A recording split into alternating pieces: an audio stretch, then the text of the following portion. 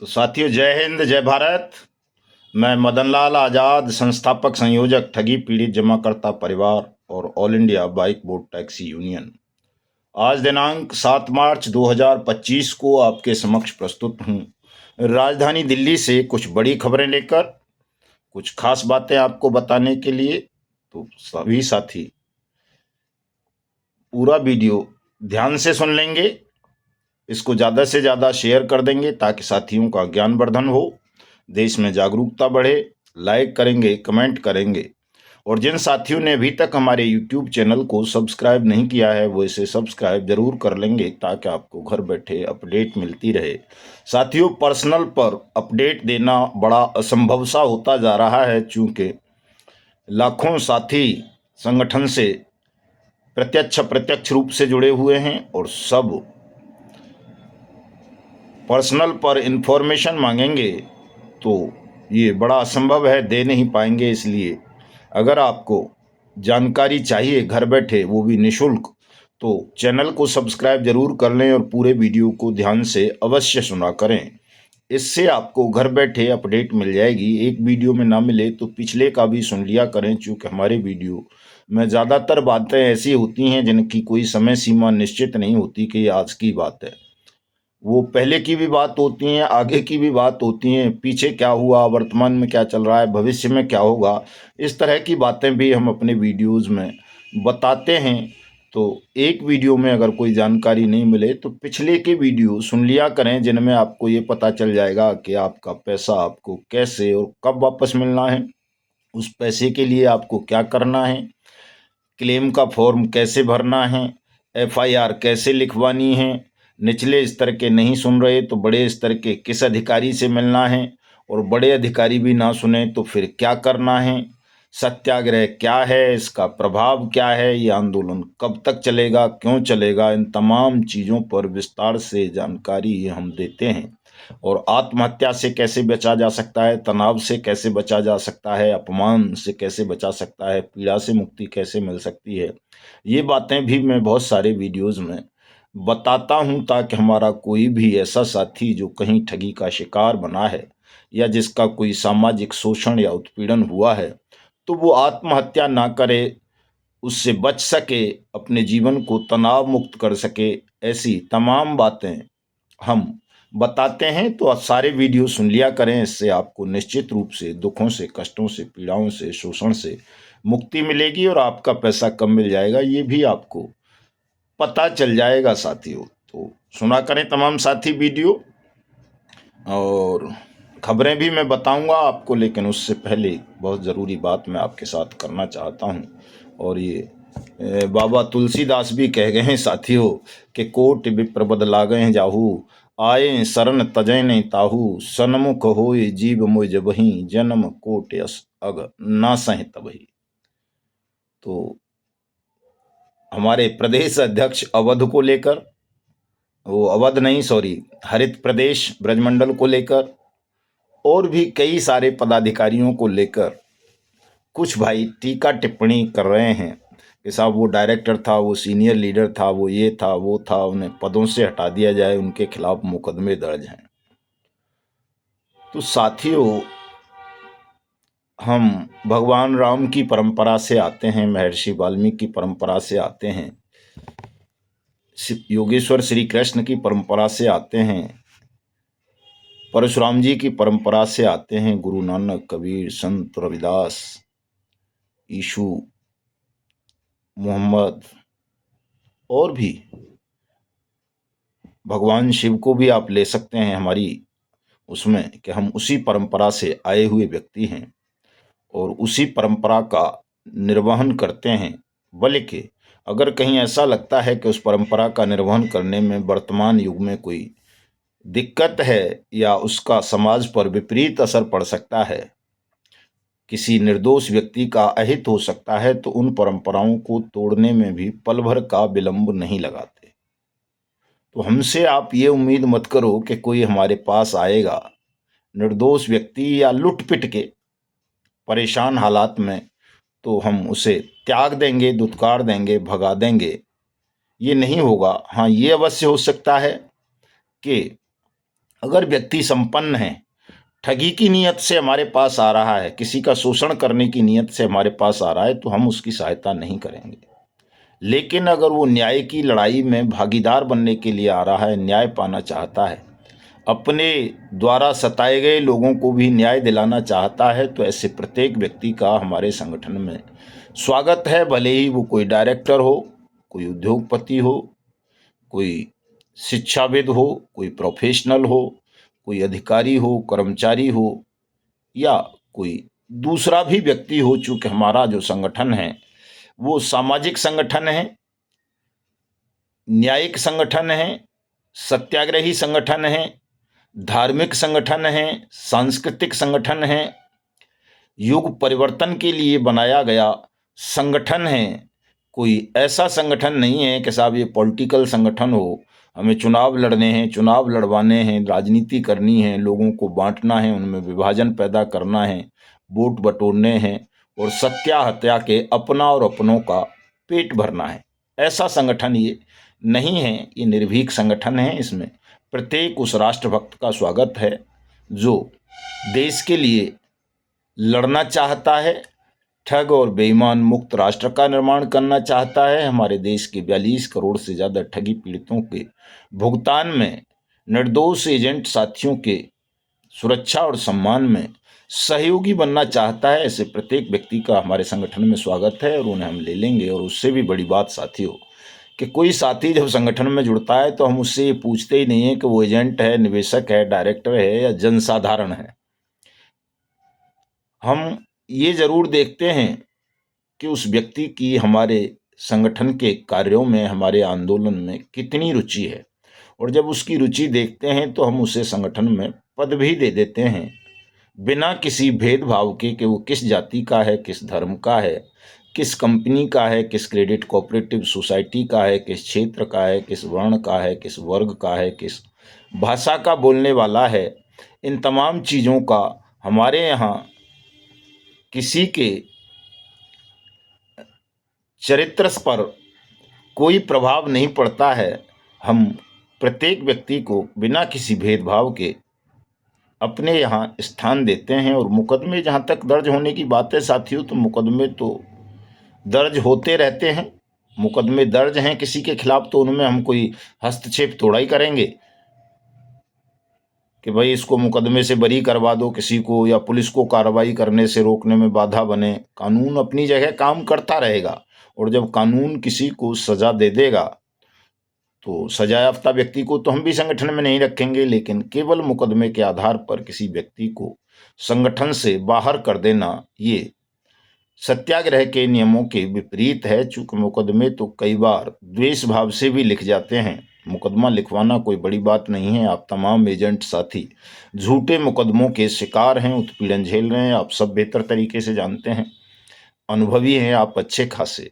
तो साथियों, अभी चाहे वो हरित प्रदेश ब्रजमंडल के अध्यक्ष चौधरी राजेंद्र सिंह हों या हमारे दूसरे भी साथी कई महासचिवों को लेकर के, चतुर्वेदी जी को लेकर, वीरेंद्र जी को लेकर, अमित जी को लेकर और कईयों को लेकर बहुत सारी जगह से शिकायतें मिली, टीका टिप्पणी की साथियों ने कि उनको हटाइए। तो उनको हटाया नहीं जा सकता किसी के कहने से। हाँ, हमारे संगठन के पदाधिकारी अगर ऐसा निर्णय लें कार्यकारिणी की बैठक में, राष्ट्रीय कार्यकारिणी की बैठक में, तो फिर किसी को भी हटाया जा सकता है। फिर तो आपको शिकायत करने की आवश्यकता ही नहीं है। तो जो साथी शिकायत कर रहे हैं वो अपनी शिकायतों पर शांत हो जाएं और आपने जो भी कार्रवाई जिसके भी खिलाफ करनी है वो करते रहें। आपकी कानूनी कार्रवाई में हम बाधा नहीं बनेंगे। लेकिन जो साथी संगठन में आ गए हैं उनको संगठन से बाहर निकाला नहीं जा सकता। बल्कि मैं आप सबसे भी अपील करूंगा कि कल जो डायरेक्टर था आज वो सड़क पर है, भिखारी है, बेघर है, अपमानित है आपकी ही तरह। चूंकि वो भी कभी एजेंट था और हो सकता है भूल बस या लालच बस या जल्दबाजी के चक्कर में उन्होंने कोई अपनी कंपनी बना ली। तो वो कभी ये नहीं कहते हैं कि साहब मैं पैसा नहीं दूंगा, सबका पैसा वापस करूंगा। जिन भी साथियों के हैं, बहुत सारे साथियों के उन्होंने पैसे वापस किए भी हैं और अब स्थिति ऐसी है कि वापस कर ही नहीं सकते हैं। उनको घर तक से निकाल दिया है। तो आप समाज की मानसिकता समझते हैं कि हमारा समाज भी कितना मतलबी है, घोर स्वार्थी है, कि यदि आप समाज को, परिवार को कमा के नहीं दे रहे हो या उनकी सेवा नहीं कर सकते हो, उनके काम नहीं कर सकते हो, शरीर से कमज़ोर हो गए हो, बीमार हो गए हो, रोगी हो गए हो, तो समाज हो, परिवार हो, वो ऐसे व्यक्ति को तिरस्कार देता है, अपमानित करता है, घर से निकाल देता है, उनकी पहले दी गई सेवाओं के मूल्य को भूल जाता है कि उस आदमी का क्या योगदान रहा है आपके जीवन को आगे ले जाने में। तो बड़ा घोर स्वार्थी समाज है, बहुत सारा देखा है मैंने, तो साथियों में दिन रात देखता हूँ तमाम चीज़ों को। कई स्त्रियों को देखता हूँ बेचारियों को कि पूरी जवानी दुष्टों की, बच्चों की, अपने पतियों की, देवरों की, सासों की, ससुरों की और अड़ोसी पड़ोसियों की भी बहुत सेवा करती हैं बेचारी, क्योंकि कई असहाय होती हैं, अबला होती हैं, और जब वो थक जाती हैं, शरीर क्षीण हो जाता है, काम नहीं कर पाता, बीमार रहने लगती हैं, तो वही लोग जिनके जीवन को उन्होंने स्वर्ग बनाया, जिनके जिन्हें संतान सुख दिया, वही लोग तमाम उनकी अपनी संतानें भी मार मार के, पीट पीट के, अपमानित करके उनको घरों से बाहर निकाल देती हैं। ऐसे रोजाना मैं बहुत सारे केस देखता हूँ, बहुत सारे लोगों को व्यक्तिगत रूप से जानता हूँ कि जिनके साथ बड़ा अन्याय होता है, अनर्थ होता है, शोषण होता है, उत्पीड़न होता है। तो साथियों, तमाम चीज़ों को समझिए। इस वक्त हमारी ज़रूरत संगठन को मजबूत करना है, उसका विस्तार करना है और ज़्यादा से ज़्यादा साथियों को संगठन में जोड़ना है। मैं बहुत पहले से कहता आ रहा हूँ कि अगर ये जो सीनियर लोग हैं किसी भी कंपनी के, चाहे PACL के, सहारा इंडिया के, रोज वैली के, टोगो के, या बाइक बोट के, या जो है क्या बोलते हैं अपना GCA के, या कर्म भूमि के, KBCL के, कल्पवट के, समर्थ के, आदर्श के, नवजीवन के, संजीवनी के, साईं प्रसाद के, समृद्धा के, साईं प्रकाश के, हीरा गोल्ड के, किम के, अल्केमिस्ट के, केमुना के, फ्यूचर मेकर के, अगर इनमें से 1000 ईमानदार साथी जो सीनियर पोस्ट पर रहे हैं वो हमारे संगठन के साथ जुड़ जाएं, तो हम जिस चीज़ को लेके विचलित हैं, परेशान हैं कि हम जनमत पैदा नहीं कर पा रहे देश में, वो एक दिन में जनमत पैदा हो सकता है। चूँकि कोई कोई सीनियर ऐसा है जिसके अंडर 40-40, 50-50 हज़ार लोगों की टीम रही है, और वो चाहेगा तो अकेला ही 1000 आदमी एक दिन में आपको दे देगा, और ऐसे 1000 लोग जुड़ जाएं तो 1 लाख लोग हो गए आपके साथ एक दिन में। और 1 लाख लोग अगर आपके पास हैं तो आप उस महान कार्य की पूर्ति 1 घंटे में कर सकते हो, जिस महान कार्य के लिए हम इतने दिनों से व्यथित हैं, विचलित हैं कि कैसे होगा, कब होगा, कैसे 1 लाख लोग हम जुटाएं और कैसे सरकार को उस कानून की अनुपालना के लिए विवश करें जो कानून स्वयं संसद ने सर्वसम्मति से बनाया है, और देश के तमाम ठगी पीड़ितों को जिसने भुगतान की गारंटी का अधिकार दिया है, जिसका नाम अनियमित जमा योजनाएं पाबंदी अधिनियम 2019 बट्स एक्ट 2019 है, और जो कानून की धारा कहती है कि इस कानून के अंतर्गत जो भी ठगी पीड़ित अपने जिला कलेक्टर के यहाँ आवेदन करेगा उसका पैसा सरकार वापस करेगी, उसकी जमा राशि का 2 से 3 गुना वापस करेगी, 180 दिन में करेगी। तो ऐसे महान क्रांतिकारी कानून की अनुपालना साथियों अगर देश में नहीं हो पा रही, आपका भुगतान नहीं हो पा रहा, आपको सुरक्षा सम्मान नहीं मिल पा रहा, तो उसके पीछे सबसे बड़ा कारण यह है कि हम जनमत पैदा नहीं कर पा रहे, लाखों साथियों की भीड़ अपने साथ खड़ा नहीं कर पा रहे। जिस दिन हम ये कर लेंगे उस दिन यही सरकार होगी, यही सिस्टम होगा, आपके पैर पकड़ेगा, आपसे माफ़ी मांगेगा, आपकी कदमों की धूल को सिर पे लगाएगा और आपका पैसा वापस कर देगा, और जो मांगोगे वो आपको दे देगा। लेकिन चूंकि हम सांगठनिक रूप से कमज़ोर हैं, हमारे संगठन में बहुत सारे आंदोलन हमने किए हैं, निरंतर सनई सनई हम लोगों को जगा रहे हैं, लेकिन उसके पश्चात भी 1 लाख लोग हम इकट्ठे नहीं कर पा रहे। इसलिए सरकार कई जगह झुक जाती है, प्रशासन झुक जाता है, हमारी बात को मान लेता है। चूँकि हम विधि सम्मत बात करते हैं, सत्य की और न्याय की बात करते हैं, कानून की बात करते हैं, तो जो ईमानदार ऑफिसर होते हैं वो झुक जाते हैं, हमारी बातों को मान लेते हैं, और जो बेईमान किस्म के हैं वो हड़काने भी लगते हैं हमको, नहीं मानते, हम नहीं मानते किसी कानून को, इसमें ये शासनादेश लाओ, वो शासनादेश लाओ। तो ये जो परिस्थितियां हैं साथियों, इनको बदलना चाहते हो पूरे देश में, हर जिले में, हर तहसील में भुगतान शिविरों का आयोजन करवाना चाहते हो, और 180 दिन के अंदर अपनी जमा राशि का 2 से 3 गुना पैसा वापस लेना चाहते हो, और जो एजेंट साथी अपनी सुरक्षा और सम्मान चाहते हैं, घर परिवार में वापस जाना चाहते हैं, जो पलायन कर गए, तो आपको इन छोटी छोटी चीज़ों को, निजी पीड़ाओं को, मन के अहंकार को समाप्त करके शुद्ध चित्त से एकजुट होना पड़ेगा। अगर हमने अपने अंतर्मन में पाप रखे, मतभेद रखे, भेदभाव रखे, कोई अहंकार रखा, तो आप सफल नहीं हो पाओगे निश्चित रूप से। और हमारा तो नाम ही मदन है।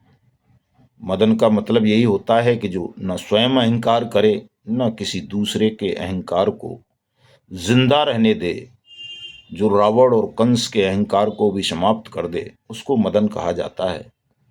और जिसमें न अपने प्रति कोई मोह हो, न दूसरों के प्रति कोई मोह हो, उसे मोहन कहा जाता है। तो बहुत सारे साथी हमें मदन मोहन भी कहते हैं, तो हमसे ये उम्मीद मत करो कि हम किसी के अहंकार को बढ़ावा देंगे। हमारा तो मूल चरित्र ही अहंकार को समाप्त करना है, मोह को समाप्त करना है। हम दिन रात इसीलिए तो ठगों से चेतावनी भी देते हैं, उनसे अपील भी करते हैं कि भाई भुगतान कर दो, नहीं तो सर्वनाश कर देंगे आप सबका, कुल खानदान समेत सर्वनाश कर देंगे। हिंदुस्तान में खुली हवा में सांस नहीं लेने देंगे किसी को भी। इसीलिए हम बार बार उनको प्रेम से भी कई बार कहते हैं और क्रोध में भी कहते हैं, लेकिन ठगों की कान पर जूं नहीं रहती। कई अधिकारियों को भी मैं कहता हूँ, शासन को भी कहता हूँ, सरकारों को भी, लेकिन उनकी भी कान पे जूं नहीं रेंगती है। तो मैं कई बार ये भी कहता हूं कि अहंकार इनके सिर चढ़ गया है, दुर्योधन की भांति, रावण की भांति, और ये बिना सर्वनाश करवाए मानेंगे नहीं। और उसकी जरूरत भी है। सही बात तो ये है कि जरूरत है महाभारत की हिंदुस्तान को, क्योंकि अगर महाभारत नहीं होगा तो ये ठग और बेईमान सत्ताओं में बने रहेंगे, समाज में सिरमौर बने रहेंगे, पूज्य माने जाते रहेंगे। समाज गंदे लोगों को अपना मुखिया चुनता रहेगा, उनको इज्जत सम्मान देता रहेगा, बुरे लोगों को। तो फिर समाज का, राष्ट्र का कल्याण कैसे होगा, उद्धार कैसे होगा, कैसे हम गौरवशाली हिंदुस्तान का निर्माण कर पाएंगे, और कैसे आप सबका भुगतान करवा के आप सबको भी सम्मान, सुरक्षा और वो सब दिलवा पाएंगे जिसके आप वैधानिक रूप से मानव होने के नाते अधिकारी हैं। तो इन तमाम चीज़ों पर साथियों गंभीरता से विचार विमर्श करें, एक दूसरे से नफरत ना करें। बहुत जल्दी वो समय नज़दीक है, ज़्यादा दिन आपको ये पीड़ा नहीं झेलनी पड़ेगी। बहुत नज़दीक समय आ गया है जब हिंदुस्तान ठगमुक्त बेईमान रहित राष्ट्र राज्य के रूप में स्थापित होगा, आप सबका भुगतान होगा, और जो साथियों ने शोषण की पीड़ा झेली है, उत्पीड़न की और पलायन की, उन सबको भी न्याय मिलेगा। सबके साथ न्याय होगा। ईश्वर का न्याय कभी अन्याय नहीं होता। देरी हो सकती है न्याय में, अन्याय कभी नहीं होता है। तो ईश्वर पर, स्वयं पर, मुझ पर, देश के कानून पर, सत्य पर, न्याय पर भरोसा रखो साथियों। मैं जो कहता हूं वो कोई हवा में नहीं कहता हूं, ईश्वरीय संदेश होते हैं सारे। जैसा ईश्वर चाहते हैं वही मैं कहता हूं, वही बोलता हूं, वही करता हूं। तो मेरे वचनों की पूर्ति ना हो, यह संभव सी बात है। अगर मेरे वचनों की ही पूर्ति नहीं हुई, आपको न्याय नहीं मिल सका, इतने शोषण और उत्पीड़न और संघर्ष के बाद भी, तो ना दुनिया में ईश्वर रहेंगे, ना सत्य रहेगा, ना न्याय रहेगा, ना ये राष्ट्र रहेगा, ना समाज रहेगा। सब कुछ नष्ट हो जाएगा। इसलिए निश्चिंत रहें, निसंदेह आप सबको न्याय मिलेगा, आपका भुगतान होगा, आपको शोषण और उत्पीड़न से मुक्ति मिलेगी। हमारे साथ जुड़ें, संगठन की सदस्यता जरूर लें, और तन से, मन से, धन से इस महान आंदोलन में सम्मिलित हों, ताकि कहीं भी हमको ठग, बेईमान, धनपशु रोक ना सकें। क्योंकि आपके अलावा हम किसी से कोई पैसा नहीं लेते हैं। जो ठगी पीड़ित हैं या हमारे संगठन में पदाधिकारी बनते हैं, उन्हीं से आर्थिक सहयोग लेते हैं। और इस वक्त आर्थिक सहयोग की बहुत आवश्यकता है, चूँकि पूरे देश भर में निकलना है। जहाँ हम नहीं जा सकें वहाँ भी जाना है। बहुत सारी जगह से बुलावे आ रहे हैं, और साथियों की स्थिति ऐसी नहीं है कि जो बुला रहा है वही तमाम खर्चों की पूर्ति कर दे। तो इन खर्चों की पूर्ति हम सबको सामूहिक रूप से मिलकर के करनी है, और एक बड़ा कोष उस आंदोलन के लिए तैयार करना है जो हम राष्ट्रव्यापी स्तर पर करने जा रहे हैं 1 मई 2025 से। जिसमें मैं बार बार सरकार को चेतावनी दे रहा हूं कि अगर आपने 30 अप्रैल तक देश के ठगी पीड़ितों का भुगतान आरंभ नहीं किया, तो 1 मई 2025 से हम संसद घेर लेंगे, प्रधानमंत्री घेर लेंगे, राष्ट्रपति घेर लेंगे, और पावन पवित्र नदियों के जल से तुम्हारी सबकी धुलाई करेंगे ठीक से, ताकि तुम्हारा अंतर्मन शुद्ध हो सके। और उसके बाद भी तुमने देश के कानून के प्रति, लोकतंत्र के प्रति सम्मान की भावना पैदा करते हुए लोगों का भुगतान नहीं किया, तो हम तुम्हारी सत्ता को मिट्टी में भी मिला देंगे, बिना किसी वोट के, बिना किसी इलेक्शन के, अपने ईश्वरीय मौलिक अधिकारों का सदुपयोग करते हुए और जनमत के हथियार का प्रयोग करते हुए। मैं खुलेआम बोलता हूँ, छुपाने को कुछ है ही नहीं मेरे पास। और सत्याग्रह मना भी करता है कि हमारे जीवन में कोई रहस्य नहीं होना चाहिए, गोपनीयता नहीं होनी चाहिए। हम जो भी करना चाहते हैं उसे पहले से कह दें, ताकि कल कोई हम पर यह आरोप नहीं लगा सके कि आपने ये बात बताई नहीं थी। अगर पहले बता दी होती तो हम ऐसा मान लेते या कर देते। तो कर दो, बहुत अच्छी बात है, हमको कोई आपत्ति नहीं है। और नहीं करोगे तो आपको इसके दुष्परिणाम भोगने के लिए तैयार होना रहना चाहिए। जिस तरह रावण ने दुष्परिणाम भोगे एक स्त्री का हरण करने के, जिस तरह दुर्योधन ने परिणाम भोगे किसी का राज्य छीन लेने के, जिस तरह कंस ने परिणाम भोगे लोगों पर अत्याचार करने के, और जिस तरह शकुनी को फल मिला निर्दोष लोगों के साथ छल करने का। तो एक बड़ी महत्वपूर्ण खबर आई है साथियों, हीरा गोल्ड स्कैम देश का बहुत बड़ा स्कैम था। और जो नोहरा शेख इसकी मालिक थी, हीरा गोल्ड एक्जिम प्राइवेट लिमिटेड की, नोहरा शेख, ये उधर साउथ का स्कैम था, लेकिन पूरे देश में इसने हमारे ज़्यादातर 90% मुस्लिम साथियों के साथ ठगी की।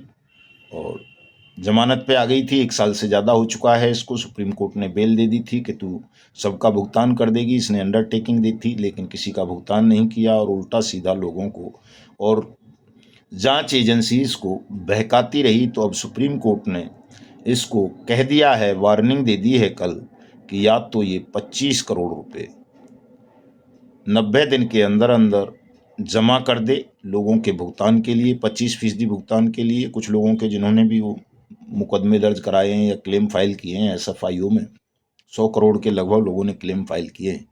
तो इससे 25 करोड़ की डिमांड की गई है कि 3 महीने के अंदर अंदर या तो ये 25 करोड़ रुपए जमा कर दे SFIO के पास, और अगर नहीं करती है तो इसको ED को अरेस्ट करके पुनः जेल में भेज देना चाहिए।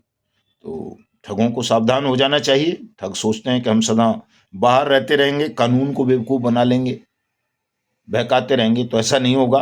कानून को भी, कानून की कुर्सियों पर बैठने वाले लोगों को भी अब पता है कि अगर उन्होंने तनिक भी लापरवाही की तो एक आंदोलन देश में चल रहा है, जो न केवल ठग बेईमानों को बल्कि उन सबको भी नेस्तनाबूद कर देगा जो कानून के क्रियान्वयन में लापरवाही बरत रहे हैं, ठग और बेईमानों के साथ मिलकर कानून को कमजोर करने का षड्यंत्र रच रहे हैं।